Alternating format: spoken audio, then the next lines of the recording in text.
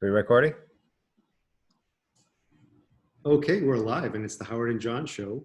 I'm Howard Lerner, and I have John Pa with me. How are you today, John? Hello, I'm well. Just Good. looking forward to our conversation today for sure. Yeah, me too. I've been looking forward to it all week. Oh, well, yeah. Well, have you? Because we I just have. talked about it yesterday. Yeah, and Oh, I yeah, enjoy that's it. true. I I must guess say it stresses me out a little bit trying to, because now it feels like a performance because we have followers and subscribers now. We didn't have that. real people who actually are listening to us. Real people, and with some feedback. That's true. You noticed earlier we chatted before the show that I'm wearing different glasses because some of the feedback. There's actually a video version of this, YouTube version of this, and someone on the video watching the video version said they didn't like my black glasses. So trying something. So just to let you know. Oh, Judy, really? So that's Judy, interesting. We responded. We listen and we respond. Yes. Yes. Anyway, it's all. I was about to say, I think the other ones look great. I do too, but I'm responding. I'm listening and responding. You are flexible and open and able to take feedback, and I appreciate that. Not only about your glasses, but about many things. Thank you, John. And so today is a day where there's a lot of chaos in the world. Just saw that Trump was going after some of the Chinese companies. Yeah, and we're not going to talk about news. I'm not going to talk about politics. No. But it is a crazy day today. However, we're going to talk about something hopefully that's grounding. And what is that we're going to talk about today? We on our walk yesterday, we discussed potential topics, and we both kind of got excited about the question, is this moment a good time to start something new? And when we say this moment, we mean there's a pandemic, there's a recession. Yes. And there's some uncertainty. A lot of uncertainty about leadership and who's going to be running the country and I don't want to talk about politics here, but it is. But you do. I do. You don't want me to talk about politics, but I do. How's that? Okay. And I'm gonna, because I got the microphone in front of me. Yeah. We don't know what's going to happen even after November 3rd. If Trump stays in, then who knows? Then all the stops are, there's like all the brakes are off, baby. Yeah, all bets are off. And if one of those, commie socialists gets, elected, Joe Biden gets elected, who knows? Who knows what happens with the markets? Who knows how the markets, one thing is for sure. The markets, when I say that, the equities markets don't see this, the Dow, the NASDAQ, they don't seem to hate Donald Trump very much. Well, I think they love the Fed. So we don't want to talk about all that stuff. Getting into that. But the point is, yes. Take us back. There's some potential risk. There's a lot of risk. Yes. Right. And while I do personally hope that we have new leadership in November, starting in January, I should say, the inauguration, I am not stupid, and I do understand that there is some potential market reaction to that. For sure. So is this a good time to start something new? Is this a good time to start something new? And we mean specifically in your vocation, in work, right, in career, maybe even starting a business or a side gig or a side hustle, whatever term you want to use, but something new. Is this a good time to do that? And I would, at least in the first response, I think that both of us, if I can speak for both of us, would unequivocally say yes. It is a great time to start something new. Both, I think you and I both have started companies or businesses, at least, in recessions. Sure. My first business my first two businesses were in 2009, 2008. Mm-hmm. One failed, one succeeded. And so, so what does that even look like? What does something new? Let's kind of put some verbiage around this, some framing around this. what does something new look like for someone who has a job, they're in their midlife, they've done relatively well, that's stable to per se, as stable as things can be right now. What do you suggest? What does that even look like for someone to try something or start something new? Because last time you said something to go all in, but what are some other? Is that what you suggest, or is it something different? Well, I'd say that we might be asking the wrong question. Okay. Maybe we need to rephrase the question. Okay. Instead of saying, is this a good time to start a new business or to launch a new gig? What if we were to say or ask, is this a good time to solve a problem? Okay. Right. Talk about that. And it's always a good, it's always a good time to solve problems, particularly when there are lots of problems out there. I mean, there's a lot of problems out there, and every one of those, the pandemic, the recession, and the uncertainties moving into 2021, all of those things are problems, but problems present opportunities, and opportunities are really what make entrepreneurs. So I do think that there are, for problem solvers, if you take out business, and really businesses are solutions to people's problems, they're, then yes. But not all problems make money. So how do you figure out what is actually, I mean, maybe not everybody wants to make money, but I would think that it would be a good incentive to have something like that, some kind of economic, not some kind of addition to your life. So what does that even look like? How do you create? How do you know when problems are a good problem to solve that could potentially be financially beneficial? Right. Well, when there's a lot of pain in the society, when there's when look at, well, there's going to be a sort of a mismatch, for instance, between schools going back in school and employers bringing their employees back into the office. There's going to be some challenges that, or people are going to be, or people are concerned that their children are going to be home and they're going to have to go back to work. There's this mismatch. And so in that sort of mismatch area, there's opportunity there for childcare. Absolutely. And not just any kind of childcare, but childcare that typically hasn't been as popular in the past. Small childcare, in-home childcare. Childcare is more attractive when it's smaller groups now, as opposed to these institutional childcare. So now wouldn't be maybe a great time. I'm not an expert on childcare. I don't have children, but maybe not a great time to open a really big childcare facility. But maybe if you're at home and if you love to take care of children, 3-4 kids at a time, that could be a business opportunity that solves a problem for a working parent who's in a bind. So what about, I think about, I think that there are a lot of people who think about, so we talked about on our walk about pursuing your passion, right? That idea of doing something that you love. And it's a very popular idea. But I think you said that, very few people actually even do that. And often it's not even a very good idea. But I think people do have that elixir, that idea, that thing or about a passion that is there before them. So what would it look like for someone to actually pursue that, or try to find whatever that is? Because I wonder if some people don't even know what that is. They just know that they do not like their job right now, or they don't like what they do. How do you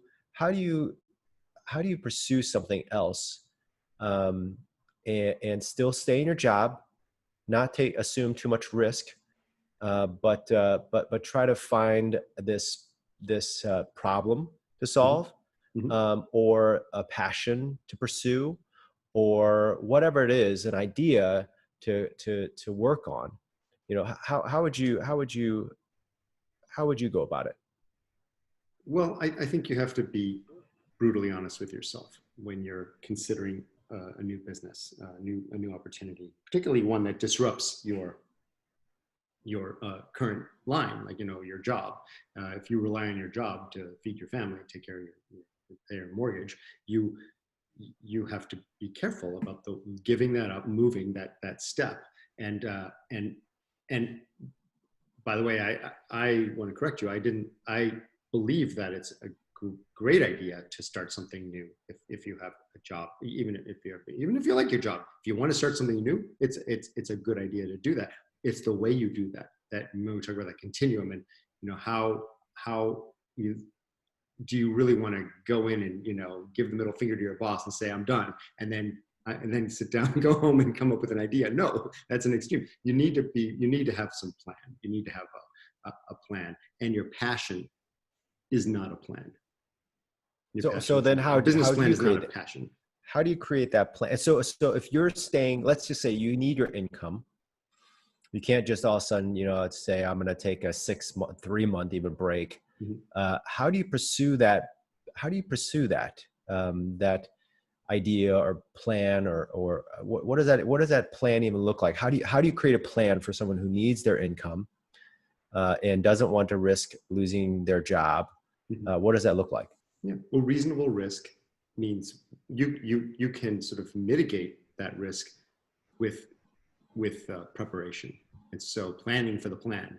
How much money what's your monthly, costs, and how can you whittle those down as little as possible and just cover the necessities? And how much time will it take you to ramp up your business? And how will you cover that gap? What's the gap between when you leave your job and when you start something new? In an ideal world, you can kind of slowly ramp up, have your job and ramp up your little business on the side. And that can work in some ways. You could start driving Uber in the evenings after work if you have enough energy to do that. You can do that. But to start something new, to start a new enterprise, it's you have to be prepared for that. You have to have some planning, and it's hard because people really just want to jump right into that new thing, or they hit that wall. They're like, oh, I don't know how I'm going to do that, and they just let that scare them into never pursuing that dream. And it's somewhere in between there. Recognize your costs, recognize how much money it costs, put a little bit of padding in there, and then plan. And when you pull that trigger, when that day you jump in.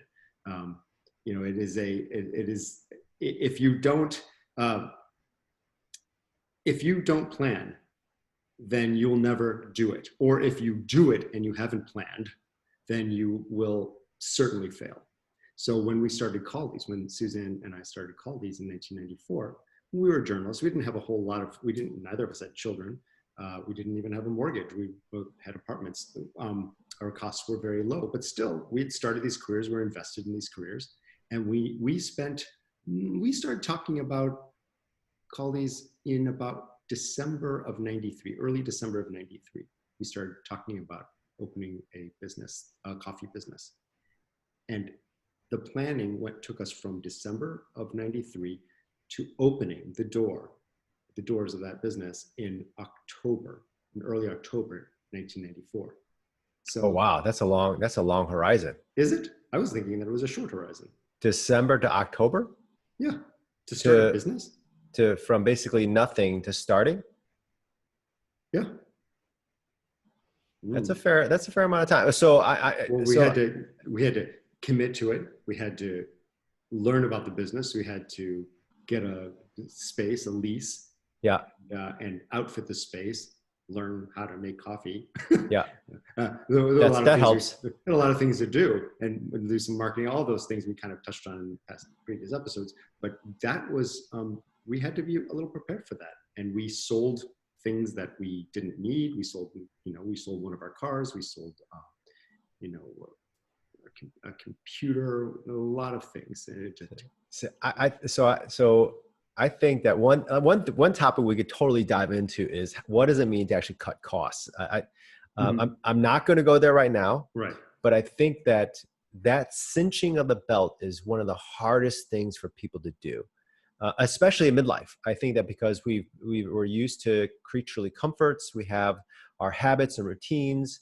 We have other people that depend on us. And it becomes difficult to do that as efficiently, especially. And I know that I can't do what I did in my 20s and 30s now that I did then. I mean, that I did some radical economic, belt tightening. I'm not willing to live off of ramen noodles for 6 months. I lived off of blue cheese and crackers from Trader Joe's. I mean, It was like my goal was to spend less than basically $1 a day. And that was in 2009. I remember vividly living in a 300 square foot apartment. And basically, I mean, this is outside of rent and outside of my car, but everything else, my goal was $1 a day. Anyway, so now that I'm in my 40s, right, I have a lot more attachments to me, a lot more humans around me. I would say that for someone who is looking to make a pivot of some sort, a shift, I would consider it's less of a plunge and more of a stroll or a walk. For me at least, also, even when I started, I was plunging, but I had no idea. I had no plan. I had no idea what I was doing. Right. And I was just trying. I was throwing anything I can against the wall to hope and pray that it would stick. Then I would say, John, you were super lucky. I am super lucky, because sure. That's it. Not the way to do it. I mean, you can get lucky, and you did get lucky, and we all get lucky, and we all get good breaks and bad breaks. But that's that. But let me finish this thought. So with that, I think that the journey often is iterative. It's one thing builds off of another, and another thing builds off of another, and as you go, you learn and you try things. And I think for someone who is in a very much needs a job, they need to stay in their job. They want to stay in their job, but they want to try something new. You can do that by doing this iterative process of trying little things, especially if you have no idea what you're going to do. You just know you're dissatisfied.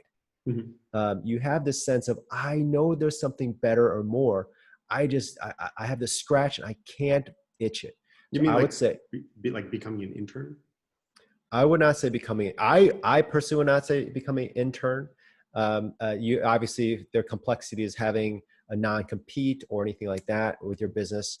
But I would say that you can get around those types of things. I'm not saying you to do anything illegal, but you can talk to your company, say, I want to try something new. Is it possible? Or read your non-compete, see if you even have one, figure that out. And then you try some things. You can try blogging. You try to set up a e-commerce website. You can try just writing. You can try whatever it is you're interested in, right? I'm just naming off things at the top of my head that I'm interested in.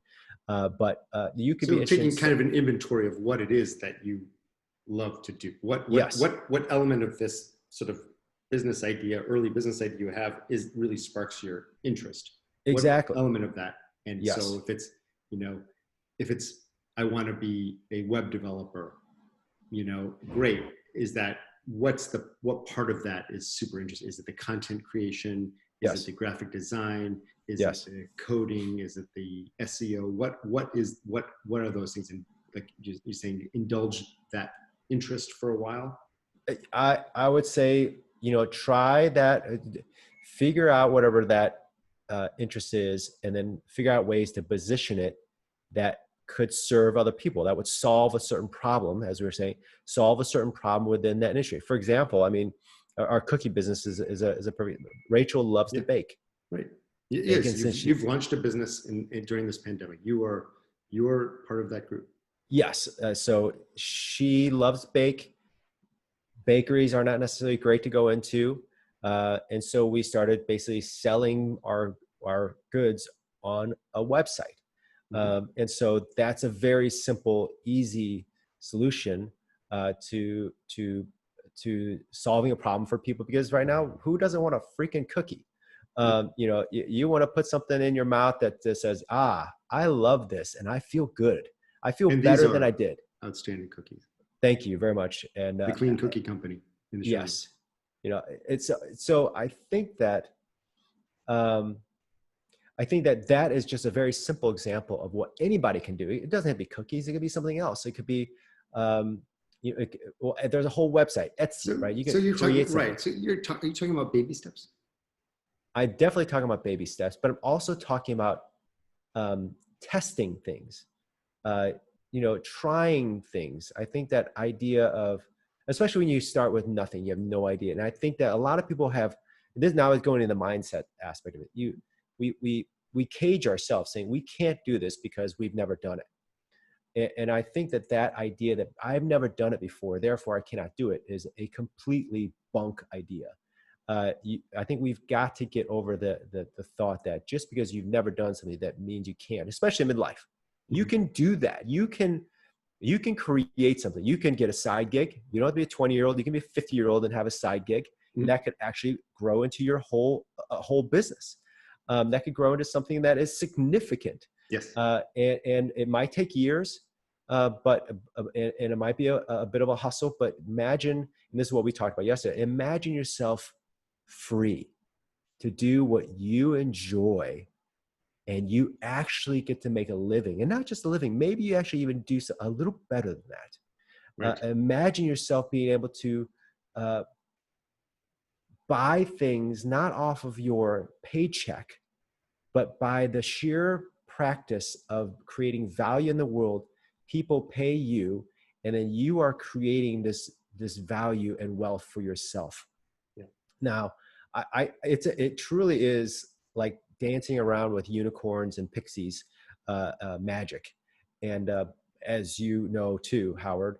But I think that very few people have that understanding. So I think getting us to think about and actually believe that you can do something like this, try something new, and then create value and actually make money on your own, is something very doable. I'm completely underqualified for everything I've ever done, except for my first job that I got fired from. I am 100% unqualified. I'm unqualified really to be here. I think that the only quite qualified. You're eloquent. Thank you. I've failed enough. And that's what your qualification is. Yes. I'm great at failing, and at least I can maybe spin a little story about them so that people are slightly entertained. Mm-hmm. So what do you think, Howard? I've said a lot. I'm curious to think, what your thoughts are, because I think that you and I have, different facets of this.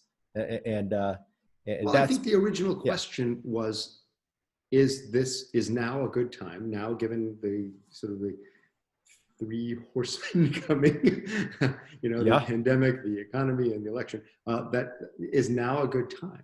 And I think if we see, if you look, it's a question mark if it's about opening a business during a sort of an unstable time.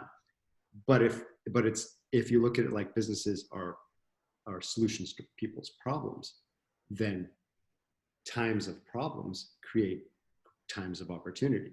Absolutely. So there are plenty, and look at nobody before February, nobody had a problem walking into a bakery and getting a delicious cookie. I could go down to Nathaniel Reed, a wonderful bakery in the St. Louis suburb, fantastic stuff. I could go and get a great cookie. Now I'm not as comfortable doing that, as you said. I would like a delicious homemade cookie, and I prefer that it's delivered to me. So I can go online and I can order a cookie from the Clean Cookie Company, from your company, and they'll deliver a delicious cookie for me. And that is a problem. My problem has been solved by you, thanks to the challenges out there in the world. That's true. That's a gift. I mean, take the gifts. Bitch all you want about the disease and the political and the economy, but take the gifts as they're given to you, And to me, having a cookie delivered, I'm never going back. I mean, I'll go back to Nathaniel Reed. I think it's delicious, but I'm also really happy that someone will deliver a cookie to me. That's that's nice without a pandemic. You should also talk about you should talk about Ted's thing. How I don't know if he's open to that, Right. Yeah. but you know, that I may think that that is learning is a whole huge realm of teachers. There's so many teachers who are struggling right now, and we have a very close friend, is your friend as well. Ted Iber is a retired teacher. Now he works in administration at St. Louis University. And he has kind of had a side gig for years and years. I'm talking like 27 years, teaching writing on the side. He was an English teacher. So this has been his side hustle. This has been a side hustle, but he's been able to reach out to his existing students and the community, and he would host students, places like Forest Park or in museums or wherever, and they would have writing classes in the summer and throughout the year. And he would charge a little bit for that, and made a little bit of side money, and it was super great. And it's great. But now the pandemic hits. No gatherings. And also he retired from teaching, so he doesn't really have access to that sort of the marketing pool of students, like those middle school students that he was teaching before. It was really a middle school and high school student program. So what he wanted to do was go online. So I helped him build an online academy. It's called Gifted Writers. Gifted Writers, and it is we'll put a link down below. And he's killing it, and the students are loving it. I see the review. Our first 2 courses are finished. The first groups have passed through, and we saw results. They're great. It's an online course, like an online school. You work your way through it. It's great, and you do it. You can. And you built that for him, right? And I built the school. That's great. We created the content. I built the website, and it's interactive, and there's video, and Rob Grimm did some local videographer did some beautiful video. Yeah, we'll link it down there too. We'll put a link there too. And this school is generating lots of money. And what's great is he's gone from having to teach synchronous learning, teacher, students, trading his time for money, we talked about last week, to earning money when he's asleep. So with a website, a teacher and an experienced teacher, or even not an experienced teacher, in this case, Ted's a very experienced teacher, you could sell this course to someone in Singapore. There's a student who found him online in New York. Never met him before, but found the course online, signed up, and boom, $300. That's amazing. And Ted doesn't have to do anything except, maybe answer an email once in a while or shoot a word of encouragement once in a while. But that's his natural personality.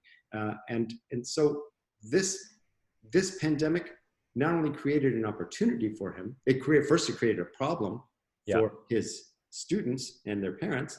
Yeah. And then that problem turned into an opportunity for Ted, and it turned into a business. That's amazing. So it's a great story. That is a great story. I think that, so I just actually shot a newsletter, created a newsletter for Grain, and it was about the fact that technology has allowed people to have incredible scalability and infinite reach. Meaning that, meaning that anybody, if you had a bunch of people, 50 people, 100 people, 1 million people on Ted's website, all it's about is bandwidth on his server, right? Exactly. And then, but he can have them simultaneously watching those videos. So he has now scaled himself up to infinite levels, where he can teach 1 million, 2 million, 10 million people, 1 billion people. He's transferred his business. He's moved from selling his time for money to passive income. Yep. And that passive income model is gold. And that's but not just passive income. It's infinitely passive income. Scalable passive income. Yes. It is income. And really all you're limited to is the bandwidth. The content doesn't have to change very often. No. Doesn't have to change at all. It's new to whomever signs up. They pay with the credit card, and they have access to the course. Yeah. And then there's another thing. Those people provide their email addresses and their contact information, Yes. and they're part of that community. They'll That's buy right. another course. It's a proven entity. If you deliver a quality experience, they'll buy again. Yeah. So, one thing you should tell Ted, if you're listening to this, you should probably think about creating a Facebook group, where you continue. I think that's the next level Mhm. of what people call like engagement, is not just engagement, but Mhm. community building. And so So all these that's, people, yes, I think you have a great point. That's great for the high school students. For the middle school students, don't really use Facebook. It's not really something that, yeah. a lot of them have Facebook. They're too young, but there is a forum. There's a community forum on the website where they can communicate. Oh, and is share. there? Yes. Yeah. Okay. The community forum. And do they share? They share. Yeah, they use it. And it needs to be marketed a little bit better. It needs to, it's still all new, but they can jump on, and you only have access if you're a student or have been a student. So you remain in that community. Interesting. So, but you're right. Facebook, the power of Facebook group is incredible. Anyway, so going back to the original question, is right now a great time to start a business, to start something new? Not necessarily business, right? Something. So let's just like talk about not just the side hustle, or where do you see the opportunities? So for people, what do you think are some of the opportunities right now that people, where you think people can solve problems? Are there certain areas or sectors or what do you think? Where are they? For people who are busy and figure out, what do you think? Where'd you point them?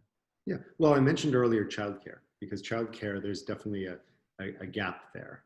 There's a gap. There's definitely room for disruption in childcare, and childcare is a great business for people who like kids. You don't need a whole lot of special equipment. You just need some space, a safe space, and a few parents who need your services, and there's certainly lots of them. So childcare. Anything having to do with the challenges of going back to work. So you just look at the news, just like, food delivery is a challenge. What saved restaurants, or what is saving restaurants now, is food delivery. May eventually kill the restaurants because they're pulling, I think, like 30% from every check. But it's keeping the engine going. Right. It's triage. It is exactly. It's helping right now. The problems that people, real estate, what are the problems? People selling a building. So I have an apartment building. I'm selling it, and actually we're selling it today. And nice. One of the challenges of selling a building during a pandemic is that, particularly on multifamily apartment buildings, that tenants don't want to let you in to inspect. Don't let the stream of potential buyers in to inspect the building. There's a challenge for that. So there is a problem. I'm not going to say what the solution is, but the problem is that you have limited access to people's homes, but buyers need to do their due diligence. So how do you smooth that transaction? How do you take that friction away? And in that removing that friction is a business for somebody. It's a technology play, it's a trust play, but it's something. And I'll tell you, right now, even the big commercial real estate agents, they don't have solutions for that. There's just nothing out there. So what about smaller things? I'm thinking even like smaller things. And one thing I've been recommending to people is writing for Medium, the website. It's a website that was started by Ev. I can't remember his last name. The guy who started Twitter with Jack Dorsey. Ev Williams, I think his name is. Evan Williams, yeah. Yes, yes, Evan Williams. And he started a website called Medium, like as in small, medium, large, or media. Yeah, no, medium.com. So not to confuse anyone. Now it used to be just you post something and you get claps or likes or whatever it is. And now actually they have a partner program where if you are a member of theirs and you join this partner program, as long as you write something of high enough quality or interest enough, and people read your piece, they will actually share a percentage or a small bit of whatever those readers are reading of their membership fees to you. So that means you actually get real money for your writing, your thoughts, your expertise, or whatever it is that you have, your storytelling, your jokes, and it will actually come into your account. And I think that, that's a very simple, easy way. Now, not everybody likes to write. Not everybody enjoys that. But if you're looking to try some, and you do enjoy the practice of writing, I would give that a shot. Why not? It's a great play for writers. Yes. Because you don't need a publisher. You don't need, you have a publisher, and that's Medium, but you don't need an agent. You don't need to go through publishing was very difficult, 25 years ago. Publishing was a wall, an impossible wall to climb over. You needed connections, and you needed talent, then you needed connections, and then you needed to win the lottery, basically. And now anyone can publish. Now there are challenges with that, because now you get all this stuff everywhere. There's a lot of writing out there, but if you're a really good writer, great. But if you're an okay writer and you have something really interesting to say, yes. If you're an okay writer, you don't have something interesting to say, but you have a niche, you can find that niche. So there's 3 ways. There's 3 content plays with Medium, and I love those are great. I love that. But and if you're not a writer, there are other tools other than Medium. You can sell your graphic design on Fiverr. You can sell your design on 99 Designs. There are all these platforms that connect, serve as a marketplace. And that will pay you. And all you need is your laptop and an internet. That's right. I love it. And some ideas. I just for my own personal experience. I mean, just last month, I made $200 from doing nothing, basically. I've written this article, and it keeps on getting reads. It seems to be a pretty popular article. And I got it. I mean, it's like literally, it's passive income. It's infinite passive income. You do it once, and it keeps recurring. It's evergreen. It's evergreen. It's like I'm doing nothing, and here's this piece of writing, of words, digital dust, sitting out there on this platform called Medium, and people are coming to it, and somehow it keeps on making me money for doing nothing. And I'm saying for people, like, if you have any kind of just desire to try something new and to be creative and to create some kind of value, there are so many. There's a proliferation of ways. How long did it take you to write that story that is generated $200? The funny thing is, I wrote it in a week, maybe 2, and I put it on my blog. Then all I did was copy and paste it, throw it in a Medium, like maybe, I don't know, 6 months, a year later, because I was like, let's just see what it does in Medium. I did not even put it in a publication. Another way to boost the visibility of your piece would be to submit it to a publication. And a lot of them have 50,000 followers or 100,000 followers. So you get a lot more eyeballs. I didn't even do that. But it's a higher barrier. Yes, it's a higher barrier. But I didn't even do that. All I did was copy and paste it, throw it in Medium, and I published it. So Medium's incredibly democratic. It's a democratic medium in the sense that anyone can publish, and the market decides yay or nay. And it's a meritocracy for sure. Right, certainly a meritocracy, and that's, I mean, I think that's a beautiful thing. And it's amazing. Right. So, I'd love to hear from listeners if they have ideas for, selling their skills online, selling the fruits of their labors online, because you have creative capital locked up in your brain. It's being siphoned away by Netflix and Hulu. It's being siphoned away by, doom scrolling on your Facebook. It's being siphoned away by Instagram. But if you can take that, and so what does it take? What does it take to turn all that off? How did you just get yourself to we talked about motivation last week. Yeah. Well, how did I do it, you mean? Yeah. What did you do to start the engine? It was funny because my wife and I were just talking about that this morning, very, very briefly, but it truly is an engine. When I started, it was so hard to crank. I will tell you that right now. Cranking when you first start, I was used to watching TV often. Yeah. I did not create. I facilitated. That was what I was good at. Facilitating businesses, Yeah. facilitating people working together. But then I wanted to create. And so all I did was I just started writing every single day. Even though I felt like every single word was junk, I continued to write. And I would post. I would make myself post on my blog, even though it was so incredibly embarrassing for me. So there are two. So there's those Oh, two friction points. It's not just oh, I gotta be a good writer. It's oh, also, or I gotta be a writer and have something yeah, to say. I've yeah. also got to get over that imposter syndrome that we talked about last week. Yes, That fear of yes. of of of of everyone like, oh, who they are, Or am I liked, or do they like my will things, they, or yeah, do they will think they I'm reject me? stupid? Will they reject me? Yes, Yeah. totally. I mean, getting over that every single, Mm-hmm. I made it a goal to try to, and eventually I committed myself, because this is what I did actually. If there's any kind of plan, it was basically, I planned out my life for decades. I basically said, okay, what do I want to do in my 40s?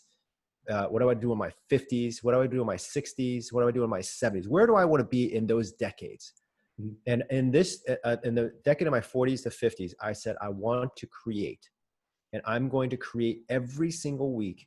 And I'm going to put something out there. And at that time, it was basically my blog and maybe some tweets. Mm-hmm. And I committed to that. And so then it's since morphed and changed, and actually been more than that. But I think that is the one thing, is that you have to have some kind of avenue of creating some kind of value, and you commit to the practice of ongoing creation. Right. But now, honestly, like it's so rewarding, and almost, I wouldn't say it's easy, but it is far less work than it was before, because before it was like moving a freaking mountain. Now it's like, push a little, not a pebble, but it's a little rock. But you know that, and you know the landscape, and Yeah. how to navigate it, and you understand the process. You've created Yes. a process, and then Yes. you follow it. And that $200 is sort of enough feedback for you Yes. to to double down maybe and spend more time. So it's Yes, but it's not even. But it's giving. not even. Um, it becomes something that just becomes natural. I think that for if you're a writer and you continue to write, or whatever it is you're going to do, it will take. I've been doing this for 3 years now, or at least close to 3 years. It's crazy to think about, because when I first started, I thought, like, I'm a freaking idiot. What am I doing right now? This is so terrible. But now it's like, oh, this is just what I do. And then also it evolved in, hey, let's do a podcast, right? And so here we are, putting ourselves out there. So let's I want to hear you. So kind of like to wrap things up. We're getting closer to time. Yeah. How do you, like, I'd say even on a fresher memory, we're starting this podcast. Yeah. Right. We're starting something. You and I are starting something new. So what has it been like for you? We've done a whole series that we started that was a series that we never even launched. Right. Right. That's true. We never made tried it to the air. to the air. It just got chopped, and it's down in some graveyard of a block. Mm-hmm. What has it been like for you to start this? I've loved it. It's been exhilarating. In the most classic sense, it's exhilarating. It pushes me outside of my comfort zone. I don't like being in front of a bunch of people. I don't like putting myself, we talked about this last time, it's hitting that publish button scares the heck out of me. I like to be behind the scenes. But I grow when I am challenged. That's the only way we grow. And I feel like I'm growing now. I feel like, we have a long way to go, but I think that I thoroughly enjoy it. It's thoroughly challenging. It's also forcing me to sort of marshal the skills that I've generated over the years since Colby's even, with web development and SEO and content management and all this technology. And putting that all together to make this happen. There's a lot of moving parts to this podcast. It's not just a matter of, chat, Click. click, and that's it. It is, there's a lot of parts to it, and it's been a joy. So I've loved it. I've absolutely loved it. How about you? Real quick, I want to. So when it was, so what has it been like? Because it's definitely been a journey. We've been talking about doing the podcast for probably a year. Yeah. Well, it starts off as a joke, like so many things. Starts off as a joke. I'm sure the United States. I don't think I was joking, but maybe you took it as a joke, and then, but when we got closer and closer to actually publishing, what was there? Was there a challenge? Was there a tension inside of you? What was it? And how did you get over that? So, what was able to get you to say, okay, I'm willing to put my face out there, my voice out there, and basically feel like I'm able to put to launch this thing. What was that like for you? I think it was you. It was you. You gave some feedback, and well, you're biased. You're part of this, obviously. So but you gave positive feedback, and then and I honestly I didn't listen to the first ones for a long time. Oh, you didn't? Why? Because I don't want to listen. I was scared to death, and I didn't want to do it, and I didn't want to hear what it sounded like. Then I listened to it, like I'd listen to these guys, and and so I as I listened to the product, and as we've tweaked it, as we've improved it, as we and we've gotten closer with our vision here, I think it's become more fun, and it's something that I've gone from dreading to something that I look forward to. Interesting. And that's to me that's really the it is great fun. I would like to expand the vision, and we talked about how we could sort of monetize things, how we can turn really, because really what are you doing when you sell something online? You really create an audience, and then you provide value to that audience in addition to the general content that it took to create that audience. So I would like to move forward, and I know you have some ideas for that. So, and we don't have to talk about it right now, but we can talk about it next week. But this has been kind of an exhilarating experience for me. That's interesting. So you feel alive from doing all this? Yeah, I feel alive right now. I feel that's alive awesome. right now. I'm doing this. I love it. I do. It's been great. I do. Yeah. So I think that one thing you noted was having a partner.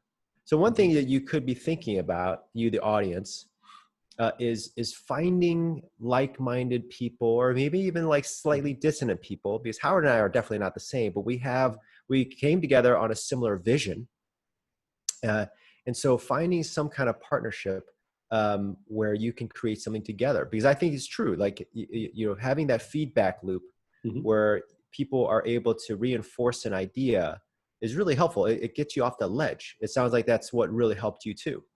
Absolutely. I would not have done this alone. I would not have, and I would not have started Call These without Suzanne. There are things that I'll start on my own, but when things get tough, or when I'd rather, take a walk or take a nap than do the work, it's good to have that, as I called you, my accountability partner. I do feel like, you're there to kind of say, hey, let's push through. And I'm always grateful for that. And that's something you just don't get. There are very few people who can summon that within themselves. I think that's and you don't have to have that. No. And if you'd like to find an accountability partner and you don't have one, send us a message. Maybe we can connect some people. Maybe we can make a little matchmaker system and love it and connect people IRL. Yeah, no, I love it. Yeah. So, any other thought? I do have one other thought. I want to leave you with a little statistic, because I was reading Business Insider. I love Business Insider. I was reading that, and this is an older article, a few weeks old. I saw a couple interesting statistics that the Internal Revenue Service has issued during this pandemic, has issued 500,000 new federal identification numbers, federal employer identification numbers. And for those of you who don't know, an FEIN, a Federal Employer Identification Number, is a marker of a new business. It's when nobody creates this thing without the intention of starting a business. It's what you need. Social security number for a business. Right. It's basically that. It's what you needed to open a bank account. You needed to have employees, all that. So that's a symbol. Now that's down, but not down much, given what we're going through. So that's interesting, That's interesting. One other thing is that Stripe. Yeah. Oh, yeah. Since the pandemic started, $1 billion in new sales through their platform. New sales, new business sales. I mean, sales like selling cookies. You use Stripe? Yeah, we do use it. We use Stripe. When I build a website, I use Stripe. Ted's online course is using Stripe. I'm building another site that uses Stripe. Stripe is a credit card processor, an online credit card processor that integrates well with websites. $1 billion in new business since the pandemic. Wow. It's amazing. So people, there are a lot of problems, and there's a lot of monetization of the solutions of those problems going on right now. Absolutely. No, I love it. So just a couple reminders to everybody, the house cleaning things. Please share the podcast, subscribe, give us a review. We would love to hear from you and get your reviews, and that will help other people find the podcast. And check out our website. Please, we have show notes in there. We have links to everything. And you know what? Maybe what some of you could do is actually sign up for the newsletter. We're going to have that sometime soon, maybe even by the time you're there on the site. And we will be putting out more information and blog posts and newsletters for your information and hopefully inspiration as we move forward. And we are getting some comments and some messages, and and next week we'll start answering some of those questions at the end as well. So we were getting questions. Yeah, we're getting questions on the Facebook. Yes, on the Facebook page. So if you want to drop us a question on our Facebook page, that's great. HowardandJohnShow.com, Howard and John Show on Facebook. It's actually the actual, it's Howard and John, I think is the actual @, Howard and John.